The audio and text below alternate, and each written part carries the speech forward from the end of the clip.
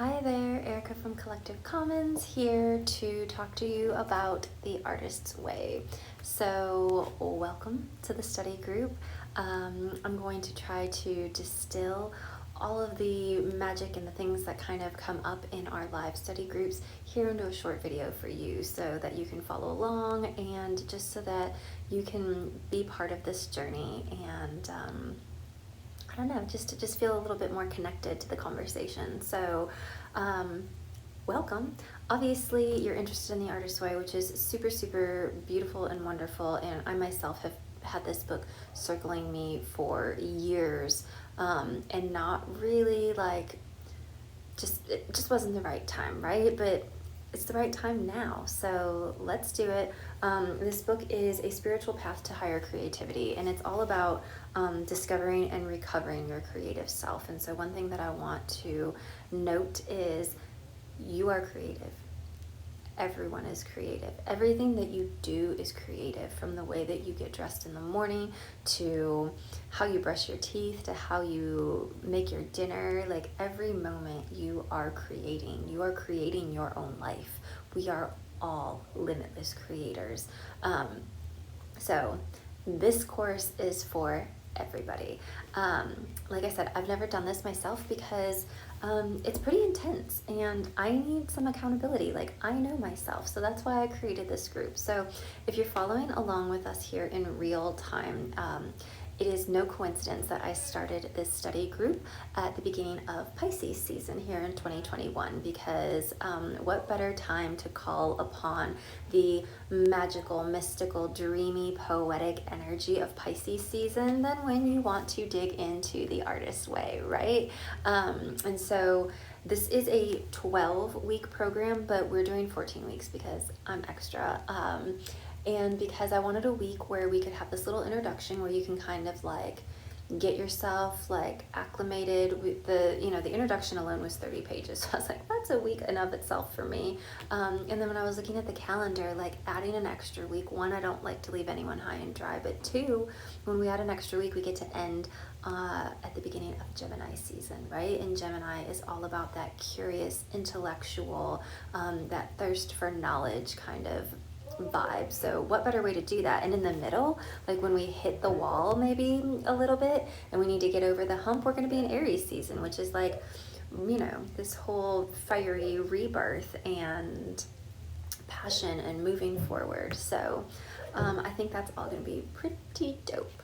So all that said, let's really run you through the basics of what's happening here with the artist's way. So like I said, I haven't done this before, but I have consulted everyone and anyone that I could find that has done it to share some knowledge with you that we can use to prepare ourselves for the journey. So number one thing, religious undertones. They are rampant throughout this book, and I know that can be a turnoff to some people. The God wound is totally real. I have it myself, so I get it. But the author herself, Julia Cameron, which I don't think I've said yet, but we know this, right? And she's talked about, like, don't let the semantics of the word get in the way. Like, if you're a hardcore atheist, that's totally cool too. But please feel free to substitute God for source, spirit, universe, flow, whatever works for you. And along those same lines, I've heard some comments about how the author's tone could maybe feel a little condescending to some, or just not right. Beware. Just know that that's a thing. I mean, this book is almost 30 years old now, right? And it's lasted this long because there is gold in here. There is wisdom that is timeless, but there's also probably some language that's maybe not as inclusive or expansive as we would like, right? So with anything, we take what works for us, what feels aligned, what resonates, and we leave the rest. And that's totally, totally cool. I, for one, am a recovering perfectionist, and so like why I'm having this planning week for the introduction, right? Like I like to know, okay, what am I getting myself into? Like, how are we supposed to do this? I like to be organized. And in the past, I maybe would have let, if I, missed a week, or if I didn't do something right, like that to be reason to just kind of like throw the whole thing out. But we're not doing that, right? Like the point of this is to just keep going. So it doesn't have to be perfect, right? Like this is going to be a practice of imperfect action. The point is just to get through it.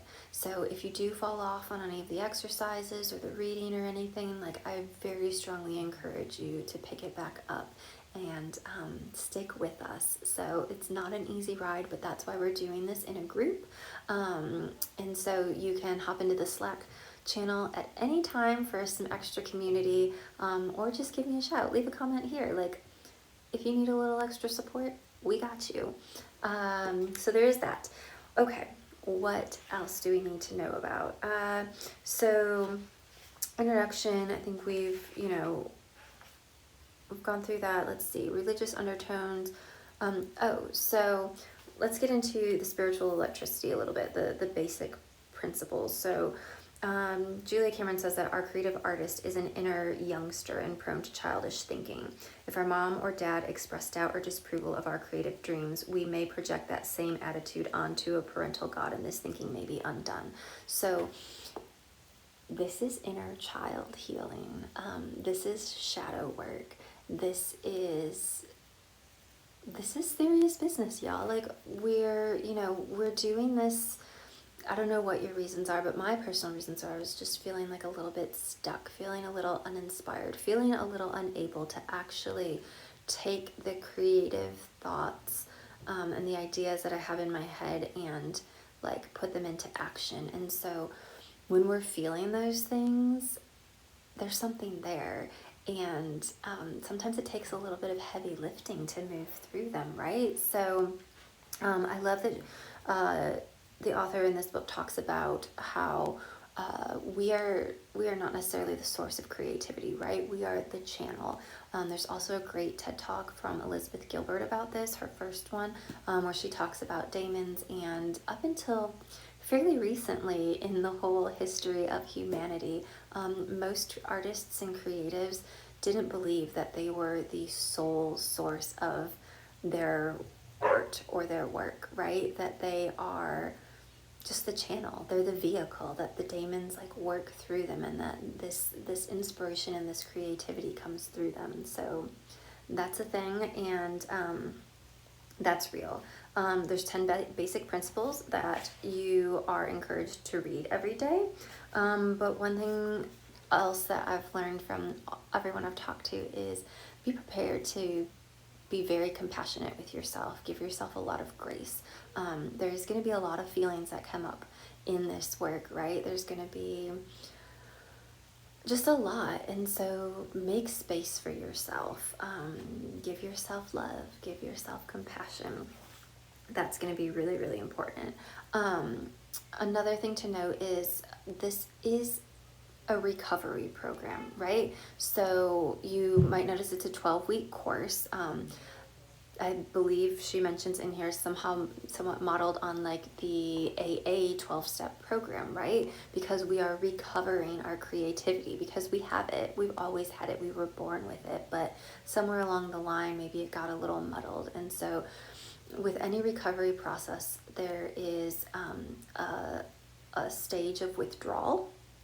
And so the withdrawal in this process is going to be a little bit different, where we're going to be withdrawing from being weighed down or conditioned or just taking on other people's hopes, dreams, aspirations, perceptions, whatever it is that is not yours, that's making it difficult for you to move forward. We're going to be withdrawing from that so that you can tune into your own intuition and your own hopes and dreams and creativity. So it's a little bit different, but there is a sense of withdrawal here as well. And so let's get into the basics of what we're going to be doing every week. All right, so every week there are exercises, essays, tasks, and a weekly check-in, and it can feel like a lot of work. I definitely got a little overwhelmed when I looked at it, and thus why I'm doing this here with you. But it's not meant to be like that, right? Like, we want this to be an expansive process. And so the author recommends 7 to 10 hours a week to dedicate to this, with like at least an hour a day. I'm gonna go ahead and tell you right now, I know that I don't have that amount of time. And so I just want to encourage you to find and create a strategy that's going to work for you. And like we said before, it doesn't have to be perfect, but like, what pieces of this can you take with you and use and that are going to be helpful to you right now? If you don't have the ability to dedicate that much time to it, but you still want to be on this journey, then be on the journey. Again, we don't have to play by everyone else's rules, right? You can make this work for you. So do the reading every week. And when it comes to the tasks, depending on what version of the book you have, I believe in the like OG version, there's only 6 tasks a week, but I have the 10th anniversary and there's 10. But what's recommended is to find it, do a couple of them, do half of them, maybe 3. Maybe 5, see what speaks to you, but find a couple that like jump out at you and you're like, heck yes, I want to do that one. That sounds like so much fun. Perfect, beautiful, do those. But also there's going to be a couple probably where you're like, ugh, definitely not into that.